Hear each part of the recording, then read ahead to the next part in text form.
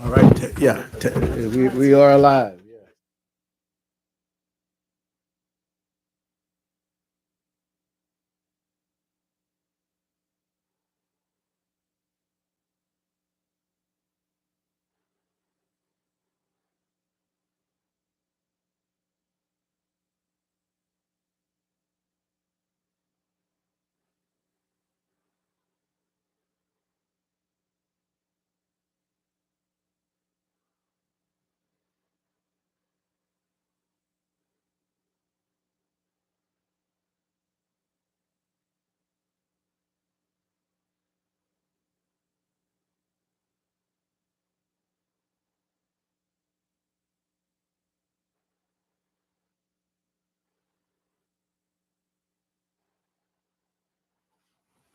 Whoa. All right. All right. Okay. Hotep. It's good. It's good to see y'all. It's wonderful to be here. Habari Gani, Hotep. It's a beautiful day and it's a beautiful time.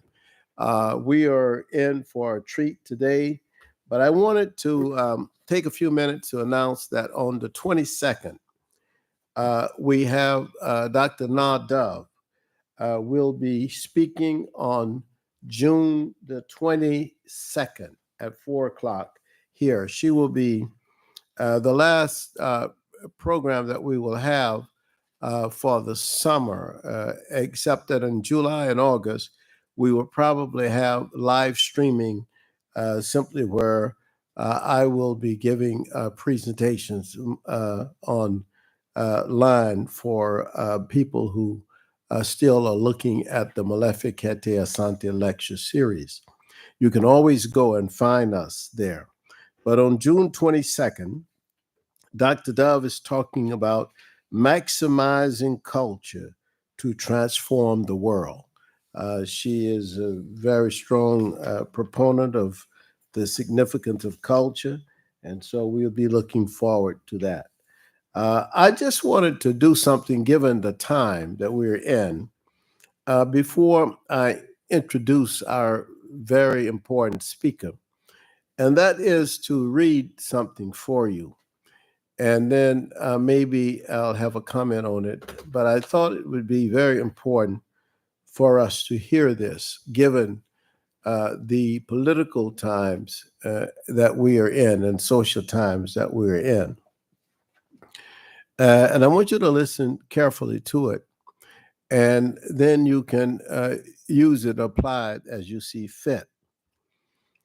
When in the course of human events, it becomes necessary for one people to dissolve the political bands which have connected them with another, and to assume among the powers of the earth the separate and equal station to which the laws of nature and of nature's God entitle them, a decent respect to the opinions of mankind requires that they should declare the causes which impel them to the separation. We hold these truths to be self-evident, that all men are created equal, that they are endowed by their Creator with certain unalienable rights, that among these are life, liberty, and the pursuit of happiness. That to secure these rights, governments are instituted among men, deriving their just powers from the consent of the governed, that whenever any form of government becomes destructive of these ends, it is the right of the people to alter or to abolish it and to institute new government, laying its foundation on such principles and organizing its powers in such form as to them shall seem most likely to affect their safety and happiness. Prudence, indeed, will dictate that governments long established should not be changed for light and transient causes. And accordingly, all experience hath shown that mankind are more disposed to suffer while evils are sufferable than to right themselves by abolishing the forms to which they are accustomed. But when a long train of abuses and usurpations, pursuing invariably the same object, evinces a design to reduce them under absolute despotism, it is their right, it is their duty to throw off such government and to provide new guards for their future security. Such has been the patient sufferance of these colonies, and such is now the necessity which constrains them to alter their former system of government. The history of the present king of Great Britain is a history of repeated injuries and usurpations, all having in direct object the establishment of an absolute tyranny over these states. To prove this, let facts be submitted to the candid world. He has refused his assent to laws the most wholesome and necessary for the public good. He has forbidden the governors to pass laws of immediate and pressing importance unless suspended in their operation till his assent should be obtained. And when so suspended, he has utterly neglected to attend to them. He has refused to pass other laws for the accommodation of large districts of people, unless those people would relinquish the right of representation in the legislature, a right inestimable to them and formidable to tyrants only. He has called together legislative bodies at places unusual, uncomfortable, and distant from the depository of their public records, for the sole purpose of fatiguing them into compliance with his measures. He has dissolved representative houses repeatedly for opposing with manly firmness his invasions on the rights of the people. He has refused for a long time, after such dissolutions, to cause others to be elected, whereby the legislative powers incapable of annihilation have returned to the people at large for their exercise, the state remaining in the meantime exposed to all the dangers of invasion from without and convulsions within. He has endeavored to prevent the population of these states for that purpose, obstructing the laws for naturalization of foreigners, refusing to pass others to encourage their migrations hither, and raising the condition of new appropriations of lands. He has obstructed the administration of justice by refusing the assent to laws for establishing judiciary powers. He has made judges dependent on his will alone for the tenure of their office and the amount and payment of their salaries.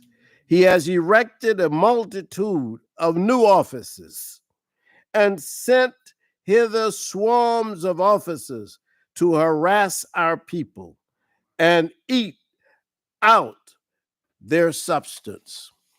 He has kept among us in times of peace standing armies without the consent of our legislatures.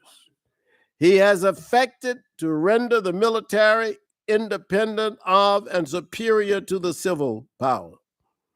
He has combined with others to subject us to a jurisdiction foreign to our Constitution and unacknowledged by our laws, giving his assent to their acts of pretended legislation.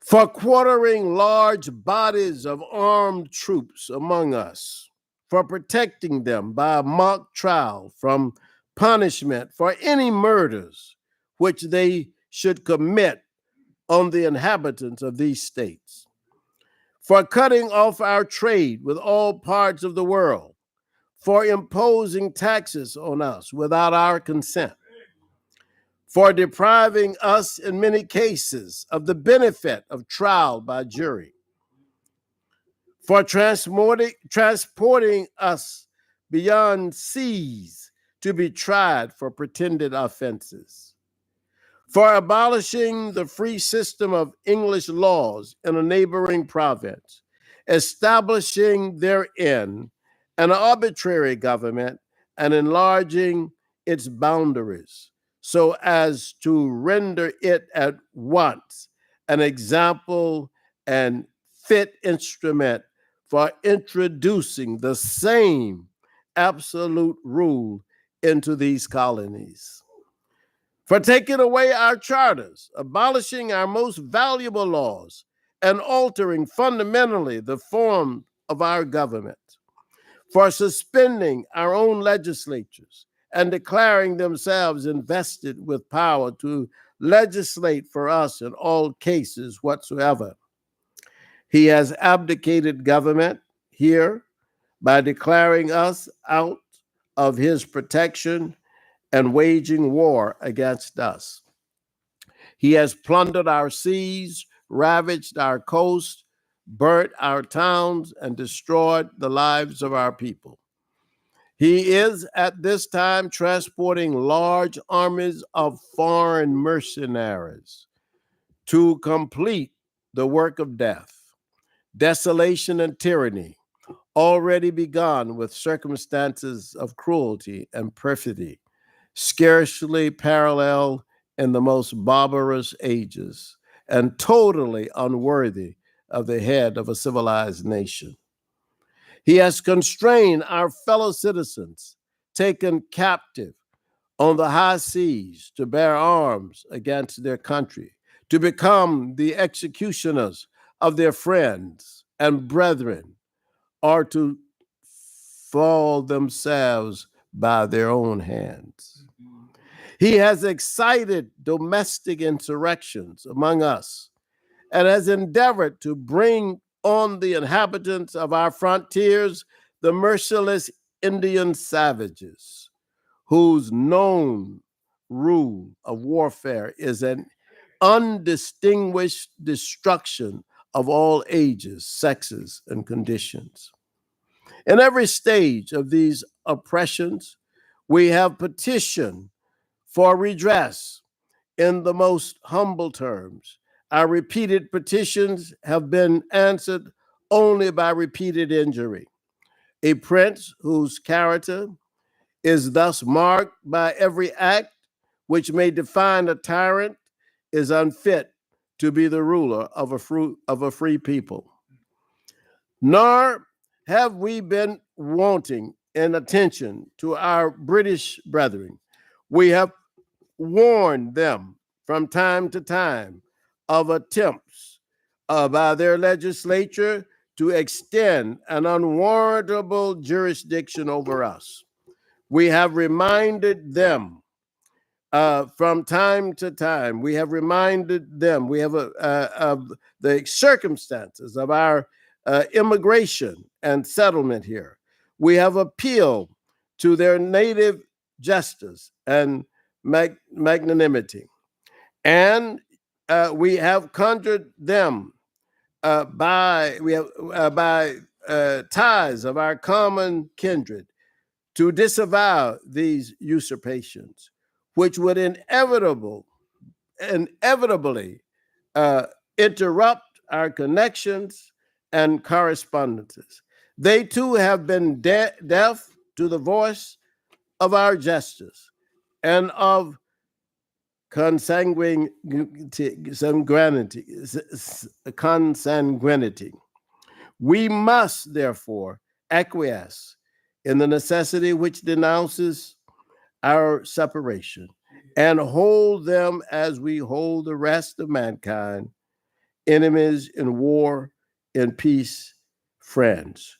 We, therefore, the representatives of the United States of America in General Congress, assembled appealing to the Supreme Judge of the world for the rectitude of our intentions, due in the name and by the authority of the good people of these colonies, solemnly publish and declare that these united colonies are and of right ought to be free and independent states, that they are absolved from all allegiance to the British Crown, and that all political connection between them and the state of Great Britain is and ought to be totally dissolved, and that as free and independent states, they have full power to levy war, conclude peace, contract alliances,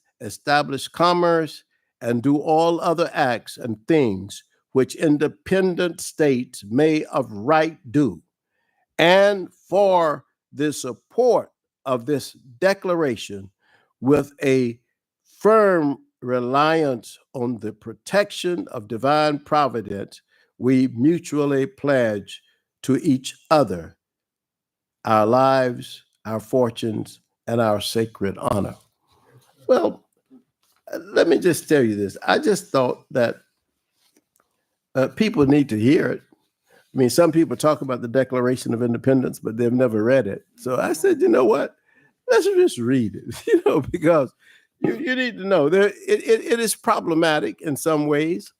Number one, it was really written for white men and by white men. Even women no women were included. It was not written for African people. They didn't see that it was self-evident that all humans were created equal. They only saw white men as being created equal. So they had problems. They called the native people savages when, in fact, the people who actually took their land, stole their land, killed them, were the people who invaded them. So there were some problems with it. But the fundamental issues that they're talking about are issues that societies have to deal with. And in this time and moment in our history, this is what we're dealing with in the United States of America. I just wanted to present that to you. I am sorry to take so much time to do that, but I thought it was necessary because I've never heard it read, and I gave a talk on it. In fact, here in Philadelphia, they're going to be celebrating next year 250 years of the Declaration of Independence, and I've been interviewed about this declaration, so I had to read up on it more. And then when I read it, I said, "Oh well, this is a document that we can talk about in many ways." But today, I'm so happy that you have come to hear this outstanding person, Dr. Malaika Mutere, holds a PhD from Temple University in the Department of Africology, African American Studies, 1995. I mean, wow, that was back there. I don't know, 1995. She is she's an expert actually in African oral aesthetics and in terms of African culture. She has been a teacher at the University of California, Riverside, University of California, Irvine. She got her master's degree from the great University of California, Los Angeles. I say great because that's where I went to school. That's where her son Alonso went to school. It's a great school. That's where my son went to school. Great school. It is the number one public university in America. We all say that. We know it. So we just really, I'm happy about that. But I'm happier that she went to Temple because during the time we call it the golden era that she was at Temple University, we were defining the discipline and also meeting many outstanding people. On her doctoral committee, she may not remember this, was the great Dr. Inketia, who was at that time and probably even to this time remains one of the great philosophers of music on the African continent. And Dr. Inketia agreed to be her outside reader on her dissertation committee. She herself has published a number of books and articles.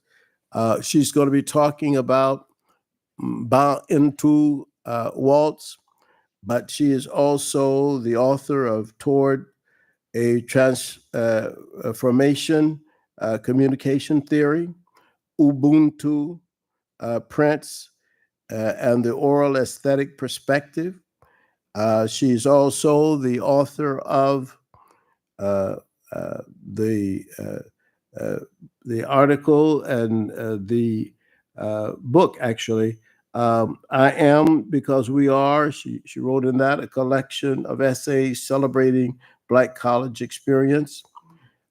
She's done many things. She's been a consultant to several organizations, universities.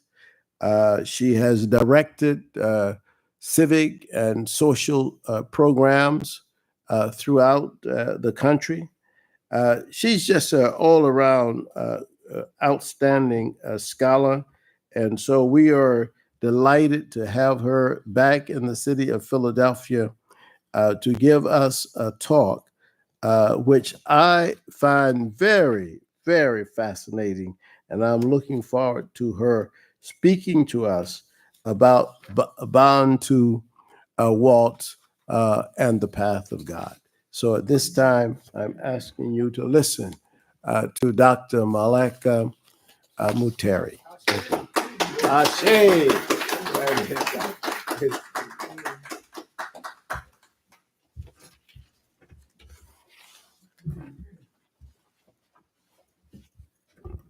Thank you, Dr. Asante.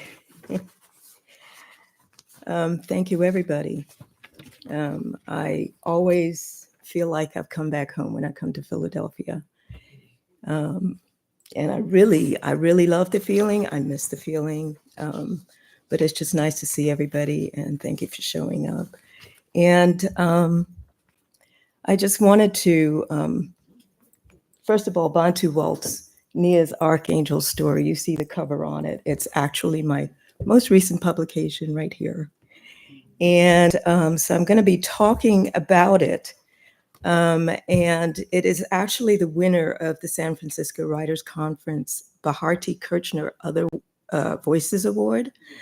Kirchner herself is a renowned author of 4 cookbooks and 9 novels, such as Shiva Dancing, Season of Sacrifice, and Goddess of Fire. As storytellers, we both co-create from the fire of our ancestral cultures, honoring those who've ascended and transcended realms as goddesses and gods, our highest selves, in other words. I come here today having secured their permission to speak as I have been guided along the path of God. I ask that you keep these celestial bodies in mind as one of several expressions of this path, as it has grounded my stories in their deeper mythological significance. Let's see if I can.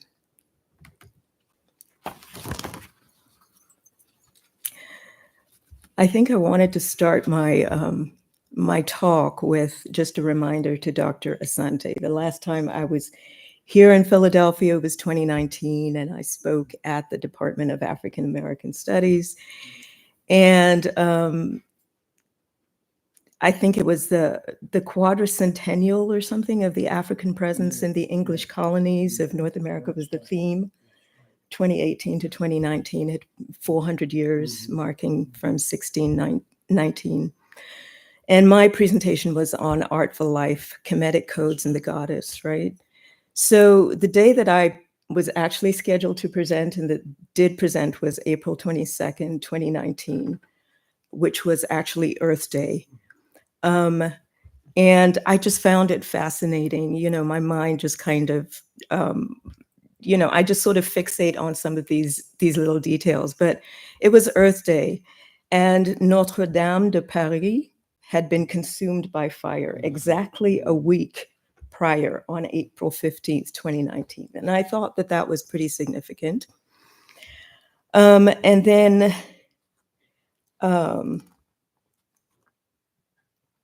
the National Museum of African American History, pictured here, was put on my to-do list by Dr. Asante himself after he found out that I was heading down to Washington, D.C. And as I set about to accomplish this mission, I was profoundly struck by the fact that the Washington Monument, which is a Tekken replica, we all know about the Tekkens and their origins and so on. So, but at the time that I went to visit the Museum of African American History and Culture, that Tekken itself was simultaneously out of commission, closed for repairs. I thought that that was significant also. And it wouldn't be reopened until September 17th that same year. And the significance of this, as I thought back on it, is twofold. Number one, because of the implied, I guess, relationship between the stars, Sirius A and Sirius B, which I'll be talking more about, but you saw them on the first slide. The relationship between these two installations, in other words, the National Museum of African American History and Culture and the sort of Tekken replica, there's an implied relationship between them. And it has been an awkward kind of relationship. And this is what I found on my visit down there. And number two, by the time that the National Museum of African American History and Culture first opened her doors on September the 24th, 2016, the same Tekken, the Washington Monument replica, had been closed since August the 17th, 2016, due to maintenance issues, which lasted through 2019. So it's kind of interesting that in those two instances, you know, here's the National Museum of African American History and Culture in all her glory, opening up, you know, in 2016, and the Tekken is shut down. And then when I go visit, you know, it's shut down. I just, things like that sort of grab my mind, and, you know, I just have to think about them. And so I will talk about some of those thoughts today. But needless to say, for historical and other reasons, it's not a relationship that was made in heaven. Okay, so needless to say. So that was the fire the first time, as I referred to it, was the one in Paris, the Cathedral of Our Lady. That was a week prior to my 2019 presentation at Temple. The fire this next time was exactly a month ago today, on May 15th, 2025, consuming the Nottoway plantation. So I'm just looking at these dates and these circumstances and just thinking, you know, ancestors are on deck. You know, they're speaking in some kind of way. You know, it might not be in words. It could be in the buildings. It could be in the dates. It just, you know, just whatever resonates with you when you're in a particular space and time, you know, they're on deck. And we need to be listening in a certain way, right? And so they have different languages in which they communicate their presence. And I just feel like the ones that I pointed out to you are just sort of immediate in my mind in terms of this particular presentation. So the Nottoway Plantation, as you know, is the largest surviving antebellum mansion in the American South in White Castle, Louisiana, of all names. It's about 76 miles from New Orleans, Louisiana, which is the location of Congo Square, from where Wynton Marsalis tells us that the bloodlines of all important modern American music can be traced. That, too, is significant. So, see if I can. All right, so here's Wynton Marsalis up on the screen for you, and there's his quote. And Congo Square in New Orleans, Louisiana, is a cultural and spiritual intersection, which, like nearby Angola, which was a plantation turned prison, known as the Alcatraz of the South because of its horrendous conditions. These two places were named after the countries of origin of Louisiana's predominant enslaved African community. So Congo and Angola are largely BaNtu cultures.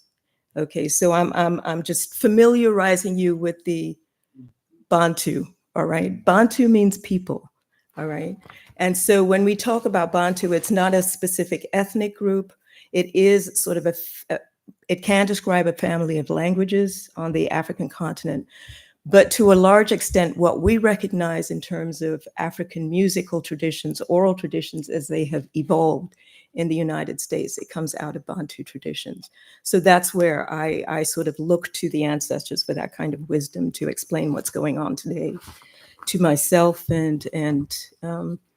So, you know, what I see from Congo Square is the custodians of these BaNtu oral traditions navigated this hostile foreign space in conversational ways that generated the music we label as jazz, which a lot of people refer to as the most American art form.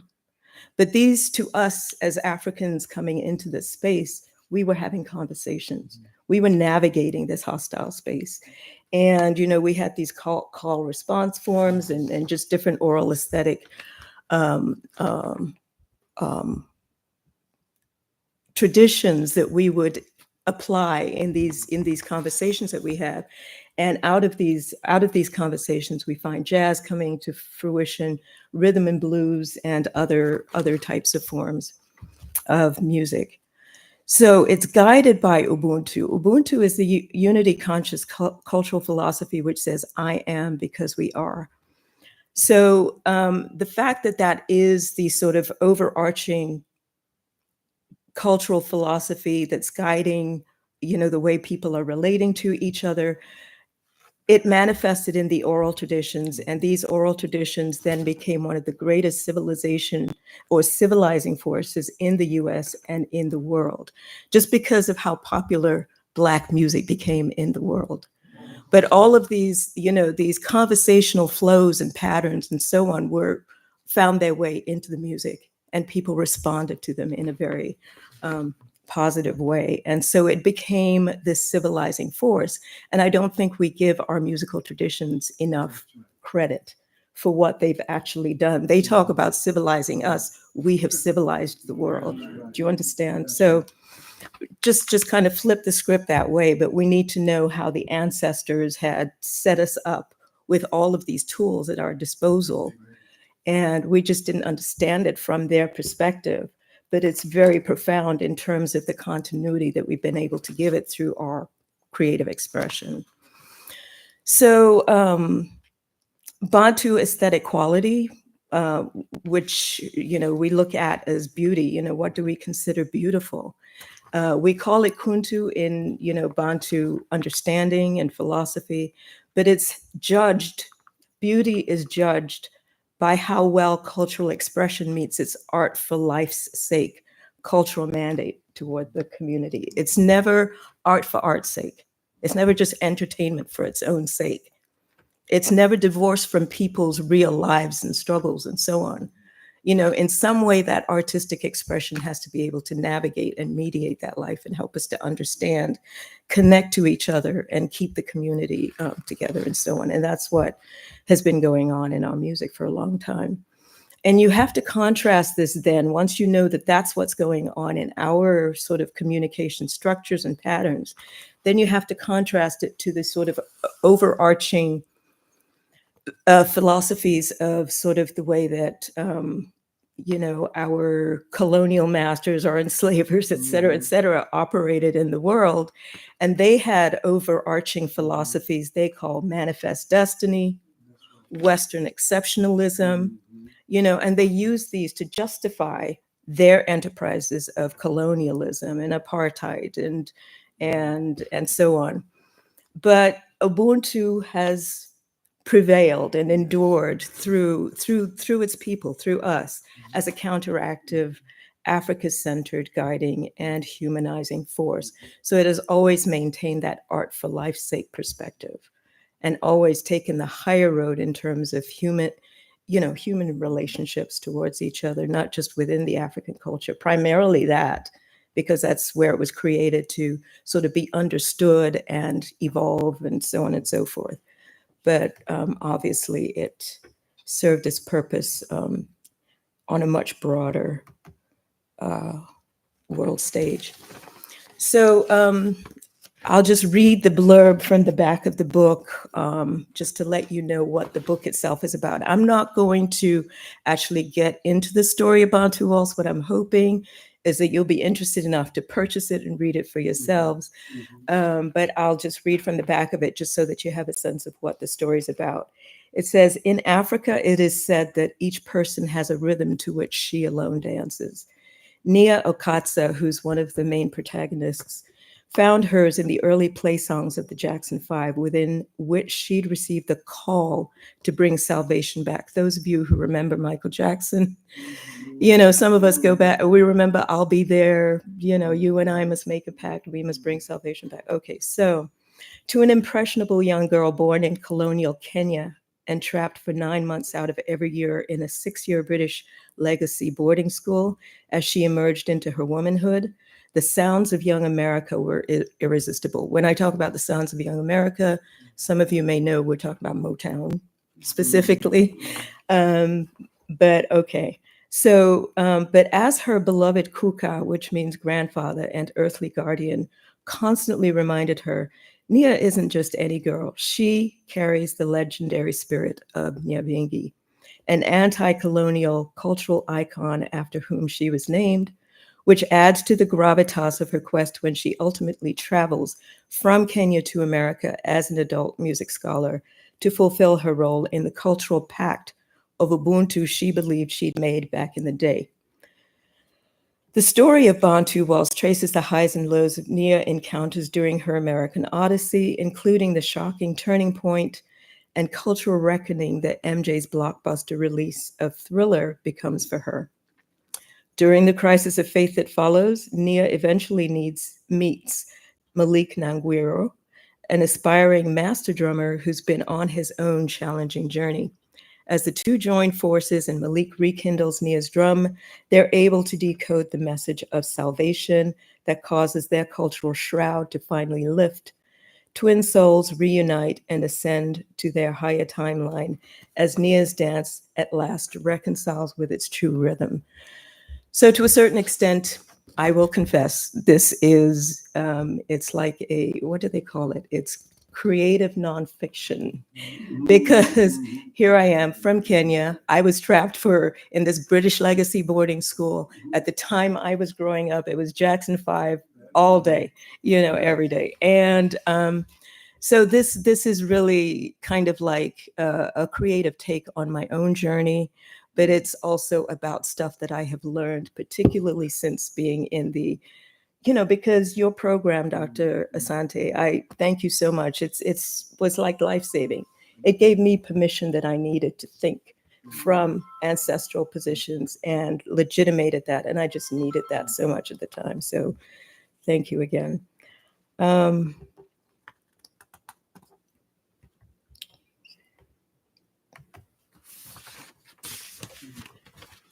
So, all right, we're here already. So, Jackson 5's third album, I think that's the one that came out, the album that came out with I'll Be There. So that's where I heard my call to adventure. A lot of times our ancestors call us in all these different ways. For me, it was musically and specifically through this particular song. And so that came out around about 1970. There's a lot that happened between then and Thriller. You want to read sort of a fictional account of that or a semi-fictional account of that, please pick up the book. I'm not going to talk about it here, but that was the apotheosis. It was just kind of a climactic moment, and what Thriller, in fact, how it impacted the journey and that kind of thing. Let's see. And then we have, I think, what I wanted to point out here on this particular slide is just the main defining movement soundtracks that I had on my path following that original call, right? So there was I'll Be There, the call itself, and Thriller, and then there's Captain EO, all of which I just kind of, are woven into the storyline of the book. So Captain EO, I find interesting just in the sense of, this was it was a program that I think was showcased at Disneyland in Tomorrowland. It was. And, Tomorrowland being sort of where, people have visions of the future. And these are productions that sort of talk about what the future is going to look like. So it was interesting to me that MJ's role as Disney's space captain named EO made Angelica Houston's character the supreme leader. That's what she was known as in this production. It was an interesting choice to me because, as I said, Thriller was a huge moment also in my journey, but there was a very different treatment of the leading lady in Thriller, who was Ola Ray, an black woman, versus the treatment that was received by Angelica Houston, who's, you can see all the sort of genuflecting figures, recognizing her as the supreme leader. And I think that was just several of the things that I had to sort through as I was on my journey, and struggled a little bit with it. So I'm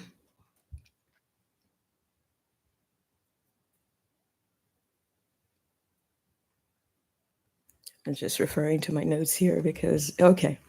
So, waltz itself, the term waltz itself from the title of the book actually comes from the 18th century German word waltzen, meaning to revolve.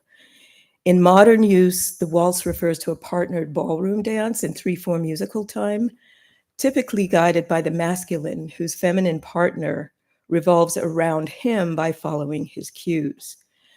African ancestors, including the Dogon of Mali, which is one of the free Sahel states in our current times right now, recognize this partnership in the binary star system of the Canis Major, which is the greater dog constellation, where a faint Sirius B white dwarf star revolves around Sirius A, the brightest star in our night sky, referred to in Kemet as Sobdet and regarded as our spiritual sun. Okay, so Sobdet's association is with Osset. Some people know Osset as Isis, depends. I refer to her as Osset. And she is the divine feminine counterpart to Osar, her divine masculine. And together they are the divine hunter and gatherer, okay? And theirs is the waltz of the one soul in its divine feminine and masculine expressions. So when you're looking at Sirius A, I have it on the top middle screen. The arrow is pointing at Sirius. That is regarded as the spiritual sun in ancient Egypt. and associated with Aset. Okay. The hunter is Asar, her divine masculine. Okay. So the relationship is between the hunter and his gatherer. Now, when I talk about hunter and gatherer, when I was learning about hunter and gatherer societies in Africa, I was taught hunting and gathering was just sort of a form of subsistence where people were picking roots and, hunting animals, just as a means of, I didn't associate it to all of this sort of higher thinking, philosophical, those relationships that are actually mapped out in the stars and actually find their way on Earth if we only understand how the ancestors have coded this for us to sort of look at and understand what we're seeing, and the relationships that we're supposed to be conversant with. So Sapdat's association as Aset makes her the divine feminine counterpart to Asar, her divine masculine. Together, they are the divine hunter and gatherer. Theirs is the waltz of the one soul. Now, goddess Nut is often presented in this lower form of this arched figure, but painted with stars. So she actually is representative of the night sky that has all of these constellations that carry the mapping that we're supposed to understand and decode for ourselves, right? The figure underneath this arched figure has one hand on her heart chakra, the other hand on her root chakra. Both the heart chakra and the root chakra, in terms of the divine feminine, are portals into the world. The root chakra is to the physical world, right? Because this is where she gives birth, right? The heart chakra is more spiritual because it is the heart. And so this is, I think, part of the sort of why our attention is being brought to these particular chakras in relation to Nut.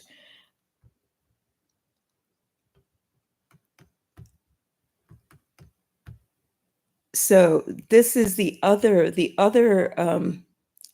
way that Nut is portrayed is also as a water bearer.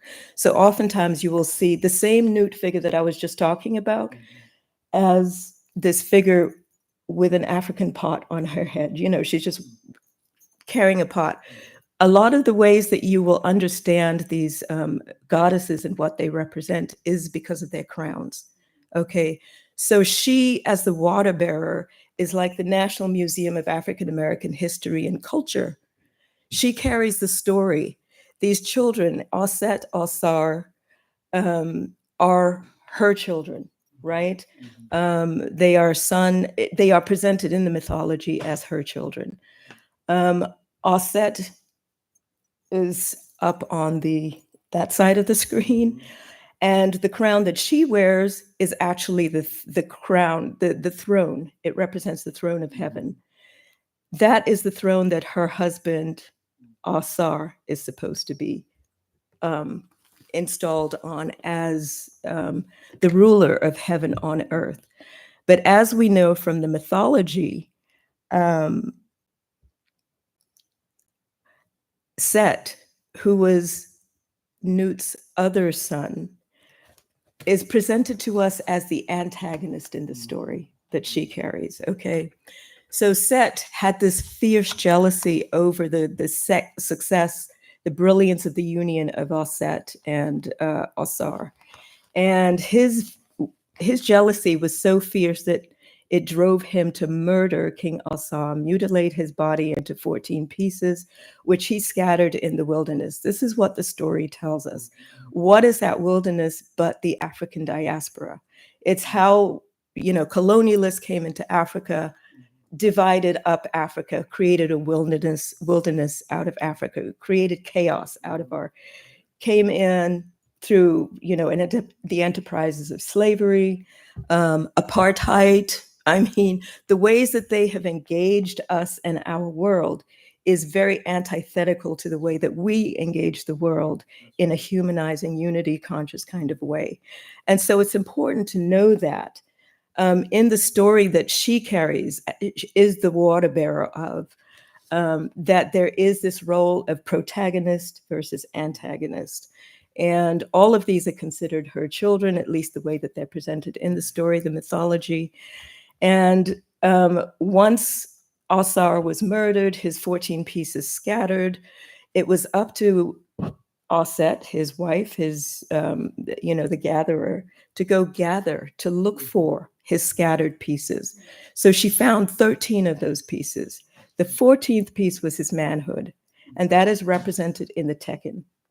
And this is why we have this problem in terms of the Washington Monument, being sort of this plagiarized, representation of the piece that she was unable to find of her husband. Do you understand? And so this tension that is happening, that I was recognizing when I went to the Museum of African American History, it's closed for repairs. I'm like, there's something going on. There's something the ancestors are trying to say, and I'm trying to hear it, So that's one of the things it was conveying to me. And so that is a piece of outstanding business that we still have as people.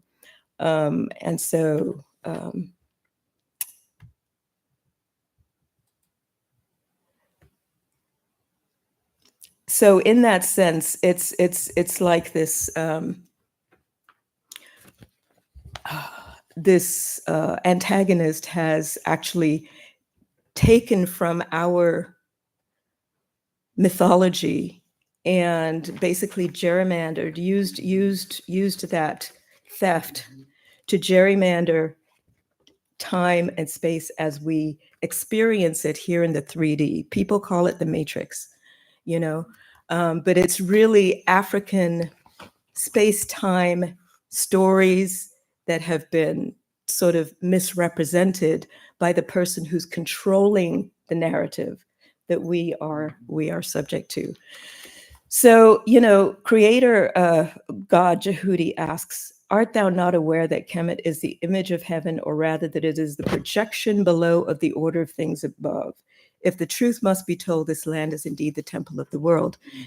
Jehudi went on to lament a time when this temple of the world, the Nile Valley Matrix, not Matrix, would be forced out of its sacred alignment with the heavens, becoming filled with strangers and widowed of the gods.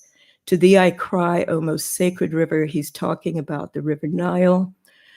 The River Nile is actually the organic matrix of humanity. And that has been taken out of its alignment by the way that Europeans came in and just kind of divided up the continent. And, this is what Asar's, all the 14 pieces of Asar that was murdered and scattered and so on represent. Okay, so let us remember that. I'm sorry, I'm trying to keep my mind on the time here. I don't know how we're doing on time. Are we okay? We're doing okay. Okay. All right. So Nyabingi. Nyabingi is actually Nia, the main character in the story that I write about, is based on Nyabingi. Nyabingi is a warrior queen. She led a powerful resistance against these colonialists who came into the area in southwest Uganda, where one of the main sources of the River Nile is. And her rule was disrupted with the theft of her sacred drum by a man who wanted to found a dynasty. And by the time of American and British explorations for the source of the Nile River in the 1800s, Nyabingi had earned a reputation in the colonial imagination as a great sorceress. Her priestesses exercised considerable political power in the Uganda-Rwanda area of the Nile's southernmost source. If you know anything about African languages, the suffix anda, Uganda, Rwanda, and then we have Wakanda, right? So, there's a relationship there. There's something that Wakanda is supposed to be conveying to us that we need to pay attention to. But that's one of the main sources of the Nile River, which is sacred, which is actually our humanity's organic prime meridian. So, okay. So a lot of the Nyabengi priestesses formed a spiritual military resistance against these invaders in the name of Nyabengi. So effective was this resistance that the British fought back by passing the 1912 Witchcraft Act, which threatened to burn the accused at the stake. So many Nyabengi-inspired revolts arose from what these white folk, Mzungus in Swahili, described as armed witchcraft dances. That's what they were doing. They were just dancing, but the dancing was so powerful that it impacted their consciousness, and it was just, it was so potent that they had to actually, instigate this threat of burning at the stake, because to them it was like witchcraft, but it was just dancing. They were expressing, they're doing their cultural thing. And so, one of the colonial officers, declared these fanatical women, meaning the Black women who were doing these dances, are a curse to the country. So I mean, this is the way they come in, with the sense of entitlement, with the sense of running the narrative, and actually creating laws that are going to burn you at the stake for doing your cultural expression. So this is how they entered in. So this is Set. We're looking at Set. Let's make no mistake about that. So though Nyabengi's resistance army successfully fought and evaded capture, their uprisings were gradually suppressed through missionaries who would impose these threats of burning, and eventually their own cultural healing role regained precedence, but not before it caught fire in the Caribbean. Mm-hmm. So we know that Nyabengi's cultural DNA is at the heart of the Rastafari traditions and courses through the veins of hip hop. So that's a whole other topic in and of itself. But just to say, we have our oral traditions have found their way throughout the world to become, just, phenomenal, just in terms of their impact on humanity. I did talk about the organic prime meridian being the Nile River. Mm-hmm. So all of these that I'm talking about are the paths of God. If we understand what the Nile River represents in terms of Africa, it travels south to north over 4,000 miles through 11 countries: Kenya, Tanzania, Uganda, Rwanda, Burundi, the Democratic Republic of the Congo, Ethiopia, Eritrea, South Sudan, Sudan, and Egypt. We have a Swahili term for the Nile River and the countries around the Nile River, Nchi za Maziwa Makuu, which means countries of the Great Milk. So it really means, or translates into, these countries as countries of the Earth's Milky Way. So the Nile River is looked upon as Earth's representation of the Milky Way, where all of these constellations are, and so on. So it's important to understand, in the 3D world that we live, what we're looking at. I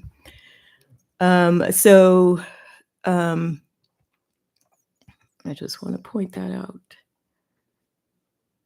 So the oldest surviving original Tekken in the world is this Al-Masala obelisk. It's actually just one of a pair. Normally, at the entrances of temples, you would have a pair of obelisks, one on either side of the entranceway, right?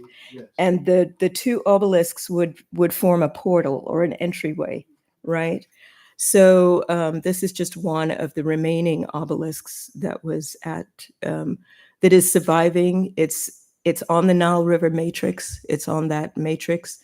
And it's in one of the ancient cities of Heliopolis, which you'll see up above Memphis on the map up top. But Egypt has always been considered the gift of the Nile. And like I said, the Nile flows from south to north.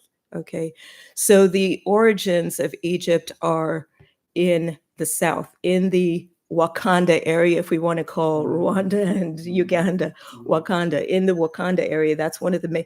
But when you look at the map in an atlas, if you look at the map of Africa, that particular source of the Nile is named for Queen Victoria, who actually presided over her country's colonial takeover of Africa back in the day. And the Blue Nile source is in Ethiopia, from Lake Tana. That's the source. But you'll see in the middle section where the Blue Nile and the White Nile sort of come together, and then form a confluence, which then flows as a single Nile all the way up to Egypt, right? So it's like the Blue Nile is that small Sirius B star. White Nile is sourced by that big Sirius A star that is that we're talking about and relating to as Aset. So it's just the meeting of these two forces that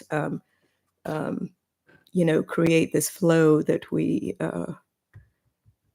we recognize, and Jehudi asks us to recognize as the meridian of the world.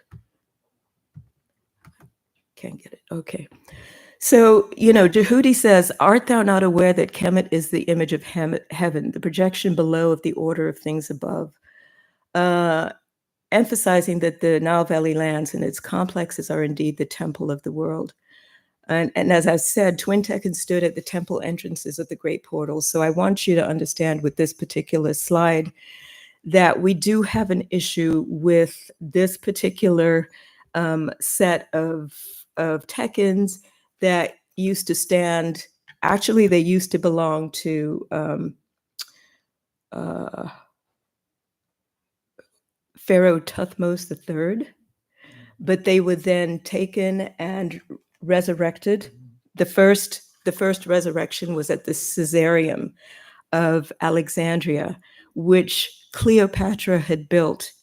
By the way, Cleopatra, the name Cleopatra means glory of the father, father being Patra.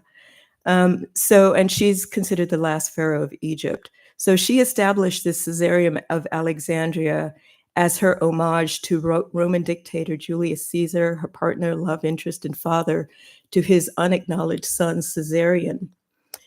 This Caesarion is the site where the twice expropriated twin Tekken of Pharaoh Thutmose III were first resurrected and then redesignated as Cleopatra's Needles.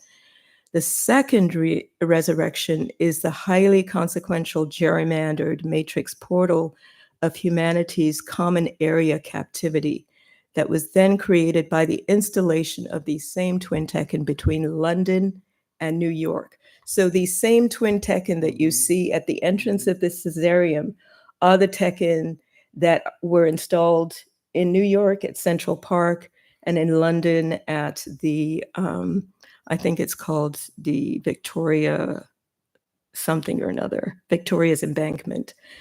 So the installation of one of the Cleopatra's Needle at Victoria's Embankment was lobbied and voted for at the 1884 International Meridian Conference in Washington, D.C., to become Mother Earth's official prime meridian. So in other words, they're taking away the sort of organic prime meridian standing of the Nile River and creating this, yes, another one. And this official prime meridian now is recognized as zero longitude. Some of you will understand it from, we refer to it as Greenwich Mean Time because it runs through Greenwich, England. Along that same north-south meridian, you'll find palaces and other notorious places in England, such as Buckingham, Lancaster, Westminster, Kensington, Trafalgar Square, Big Ben, 10 Downing Street, the Tower of London, the British Library, the Royal Observatory, all of these famous places that make England this powerhouse, run down that meridian, okay? That's aligned with the Tekken that was taken from Africa. Okay, so in New York, the twin of this particular Tekken was installed in New York Central Park in January 1881. By the way, sorry, I forgot to mention that the 1884 International Meridian Conference took place in Washington, D.C. 1884 was the same year that there was the Berlin Conference, where the British and other European powers met in Germany to divide up the African continent. 1884. It's happening all in the same space and time. So you can see Set at work. You understand, but we've got to understand it and separate that out, and then be able to sort of, that piece of unfinished business that our Set still has to complete, needs to be understood with all of that background in there. So the twin Cleopatra's Needle in New York, that marks the meridian where you find the Empire State Building, Times Square, United Nations headquarters, Rockefeller Center, Trump Towers, all of these One World Trade Center, I think, is where the Twin Towers once stood before 9/11 and so on. A Statue of Liberty is also there. And then it comes on down through Philadelphia, where you find the Independence Hall on the same meridian, Love Park, U.S. Mint, Museum of Art, Liberty Bell. And then it runs on down into Washington, D.C., where you have the White House, the Washington Tekken replica, the Washington Monument, U.S. Pentagon, U.S. Capitol, U.S. Supreme Court, the Voice of America. So you have all of these places that make America great, running along that meridian, just as you do in London. But these Tekken were originally, and these are original Tekkens that were originally in Africa. So it's important to understand how they've been used in terms of controlling the narrative, controlling our thought processes, containing us, and not allowing us to think outside of that box. So it's important to understand. But when you follow that, the meridian in the US, you get all the way down to the southernmost point, which is the Washington, D.C. South Stone boundary marker laid by Benjamin Banneker. So that, too, is sort of an important point to consider as we're looking at it. Let's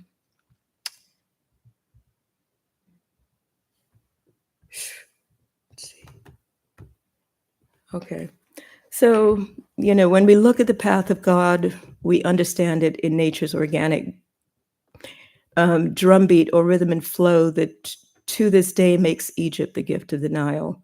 The opening of the Lion's Gate portal, which is approaching, we're almost there, which is from about July 26th to August the 12th, is an annual period of resurrection, blessings, and celebration for BaNtu worldwide. But it is staged in the Temple of the World on African soil.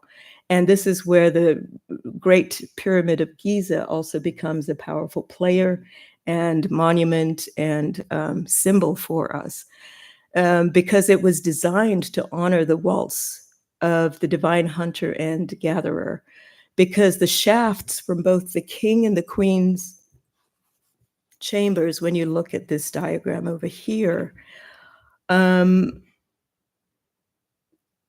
come into their most pristine alignment to the celestial bodies of Subdet, which is the star that represents the spiritual sun, which is about Aset, and what I refer to in BaNtu Waltz as the House of Nangwiro, which is actually, to do with the hunter's belt, Orion's belt, people will call it. But that to me is, we've got to take it out of Greco-Roman terminology and, call it what it means to us. So, the House of Nangwiro, to me, when I use it in the story of BaNtu Waltz, is a sanctuary of ascended masters who were called to the drum to follow the traditional path of their hunt. So as the hunter, that's how they hunted, was through the drum. Oral traditions, again, when we talk about Nyabingi, it's about the drum. The drum was stolen from her, when the colonialists came in and caused all that chaos and so on. But this is Set. This is how we understand who Set is in the story that Nut is the water bearer of, and how we understand the divine hunter and gatherer. So let's see. So in Amun and Mut's relationship, God's path additionally involves the annunciation of their divine child's birth. And this birth was depicted within the throat area of the southern sanctuary, which is the Luxor temple of Mut in 1350 BCE, Professor Asante, you've probably been there in person. I haven't, but I can look at the architecture of the temple as it was originally constituted and see that it looks like a human being laying on its back. When you look in the middle section, you see the raised stomach area, which is, so it represents the goddess.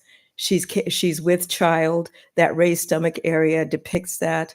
The throat area is further along there, but you will find the sacred marriage depicted in hieroglyphs and in diagrams, talking about the divine birth. And this is the Annunciation that we learn about through Christianity, I guess, that was actually lifted out of African wisdom.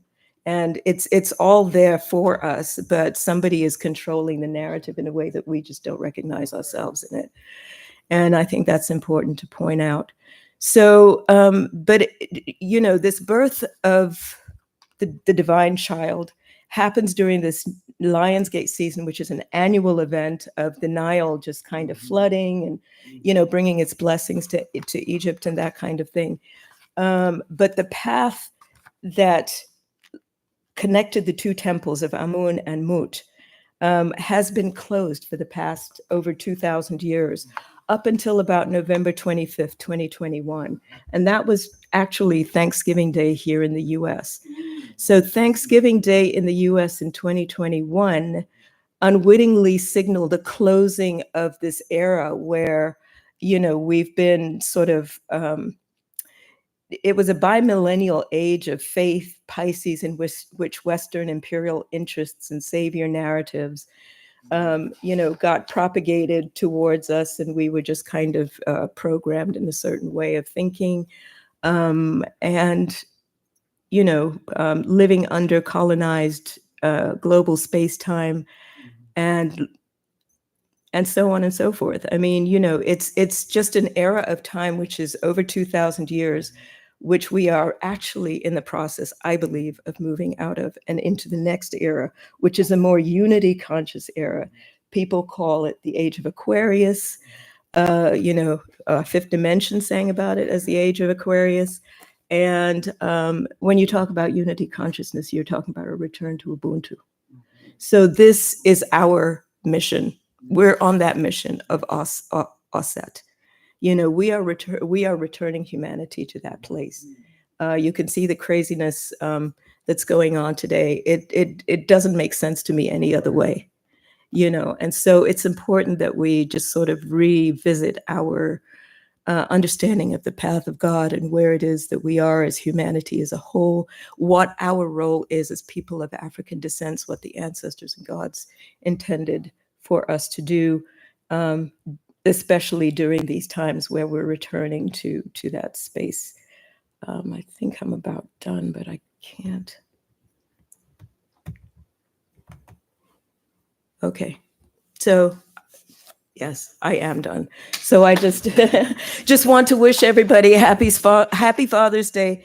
Thank you for coming. Thank you for your kind attention. Spread the word. Thank you. Thank you. Oh, let me just mention to you that because of your kindness for showing up today, I have, I'm asking you, okay, so I have a QR code here. You can take a picture and you can go straight to the place where you can purchase the book. Normally it's $23.23.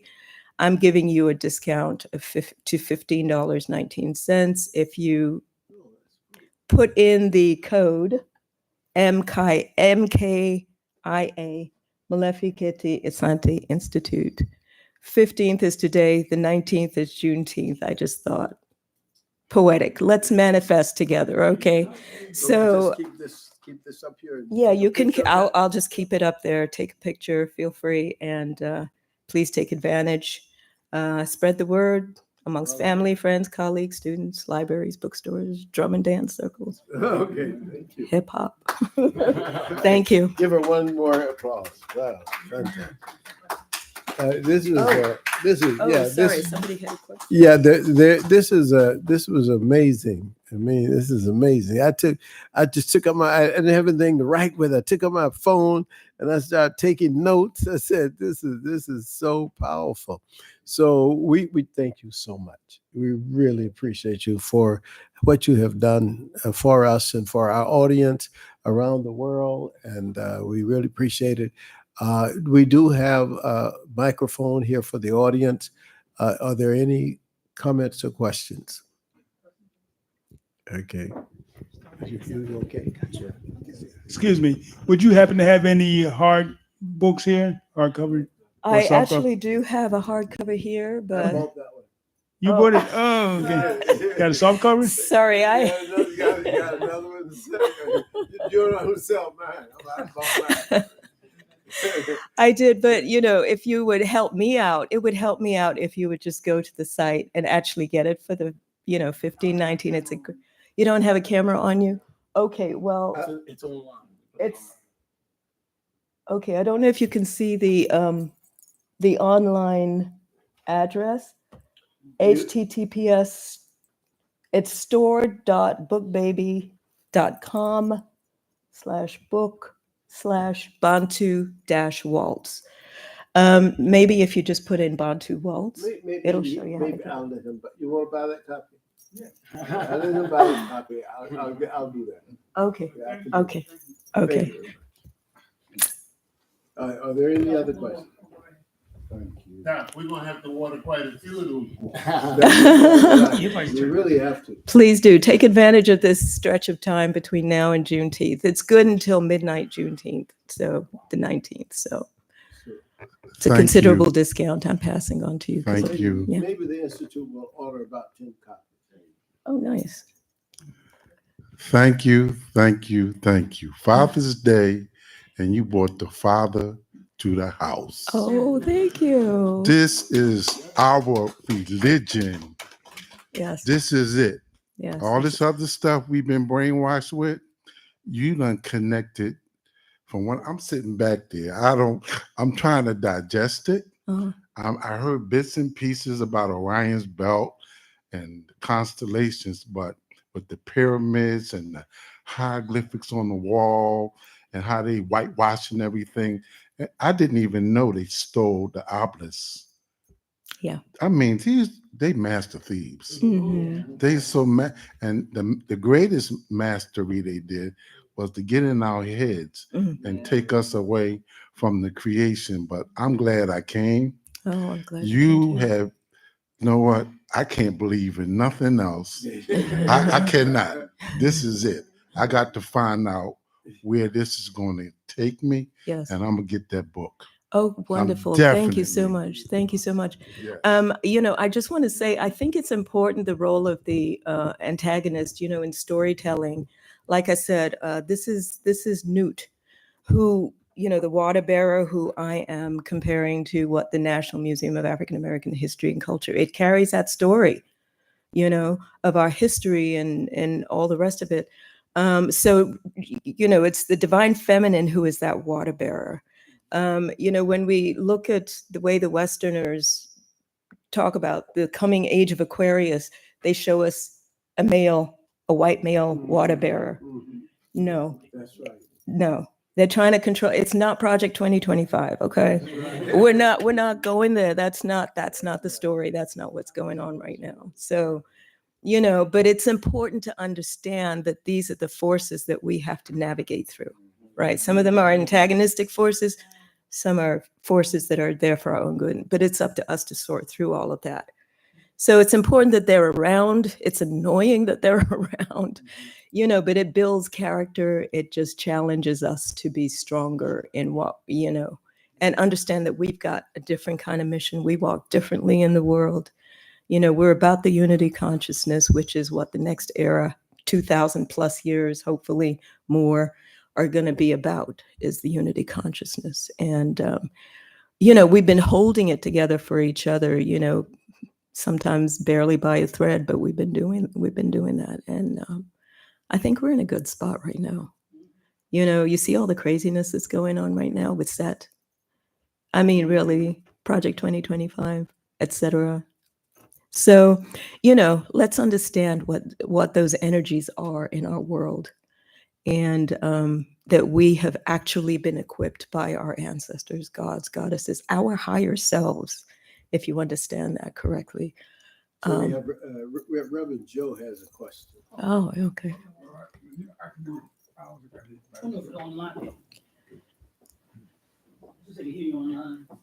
Oh, I'm sorry. Yeah, the people will hear you. Excuse me.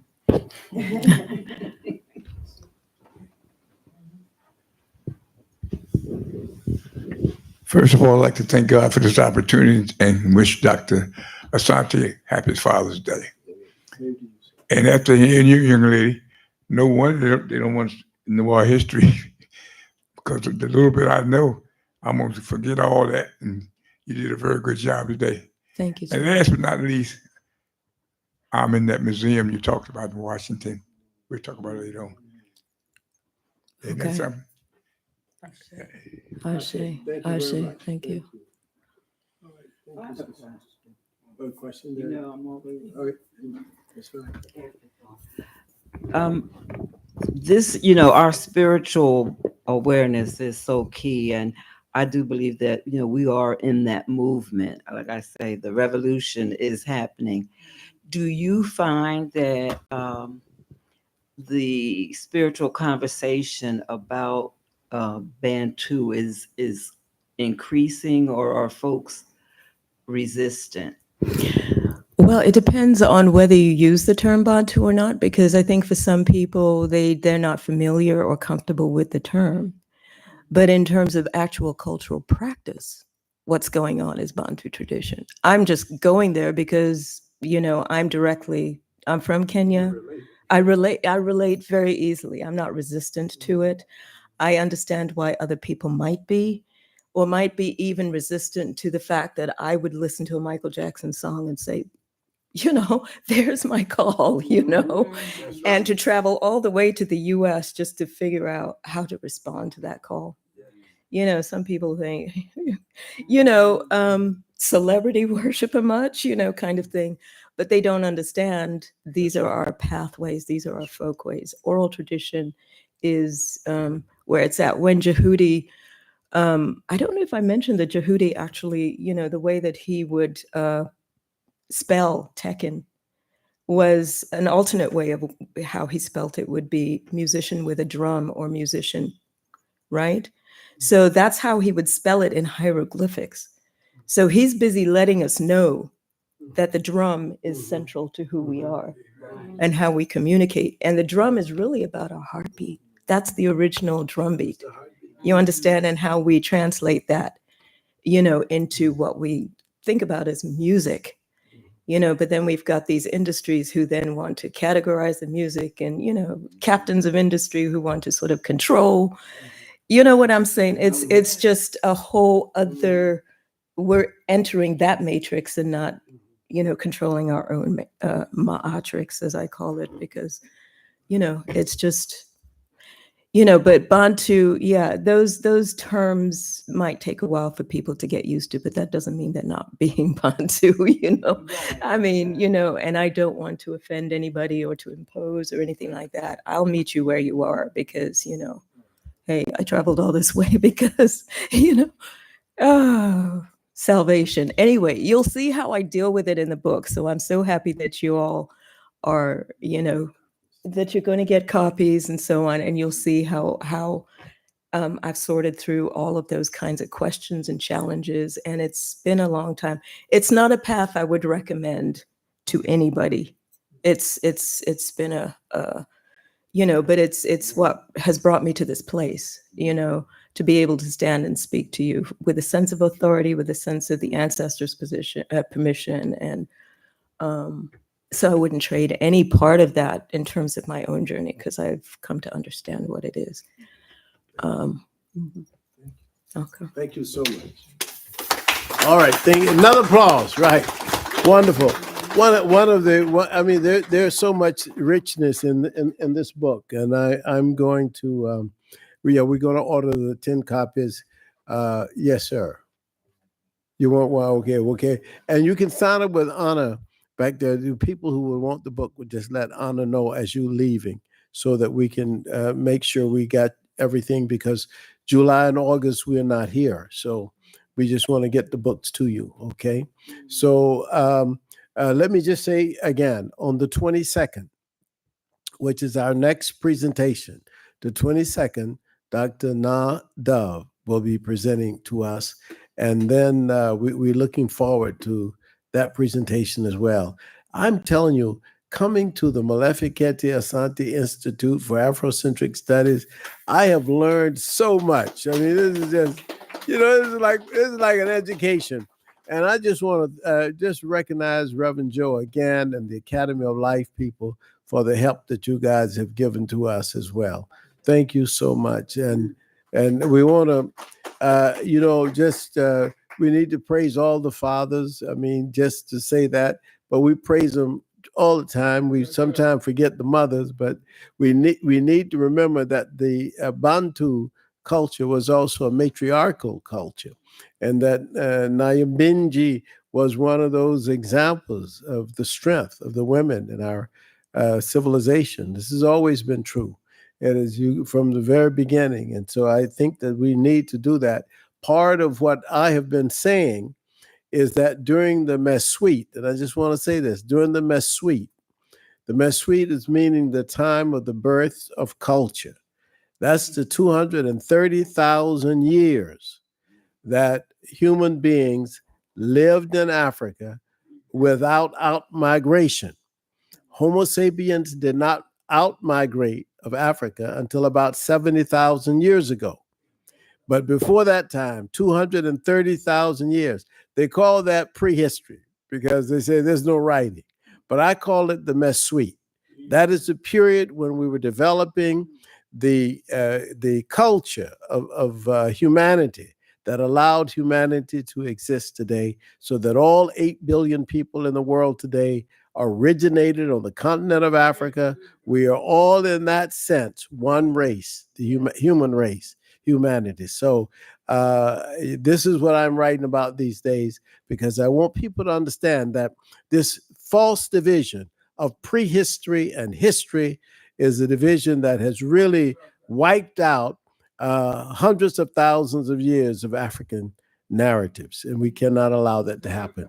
So, okay, I thank you so much. We call upon our ancestors, far and near, the mother of our mothers, the father of our fathers, to render mercy and to bear witness for the liberation and the victory of all oppressed people. Forever it is done. See you. Ashe. Thank you very much.